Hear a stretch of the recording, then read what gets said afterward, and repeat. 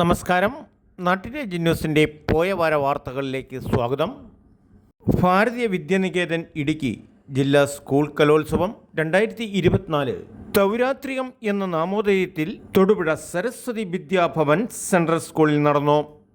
വിദ്യാർത്ഥികളുടെ മാനസിക വികസനത്തിന് പ്രത്യേകം പ്രാധാന്യം കൊടുക്കുന്ന പഠന പദ്ധതികളുടെ ഭാഗമായിട്ടുള്ള സരസ്വതി വിദ്യാഭവൻ ഇന്ന് കുട്ടികളുടെ ഭാവി കാലത്തിലേക്കുള്ള അച്ചടക്ക ജീവിത രീതികൾക്ക് ഏറെ ശ്രദ്ധേയമാകുന്നു.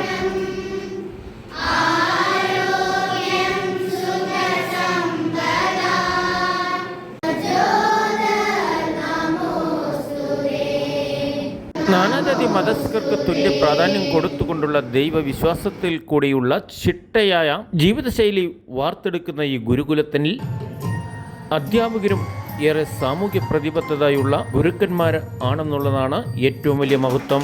ഈ ജില്ലാ സ്കൂൾ കലോത്സവം ഉദ്ഘാടനം ചെയ്യാനെത്തിയത് ശ്രീ ദിലീഷ് കെ നായർ മത്സരത്തിൽ ഓവറോൾ ചാമ്പ്യൻഷിപ്പ് കരസ്ഥമാക്കിയതും ഭാരതീയ വിദ്യാനികേതൻ ഇടുക്കി തന്നെയായിരുന്നു.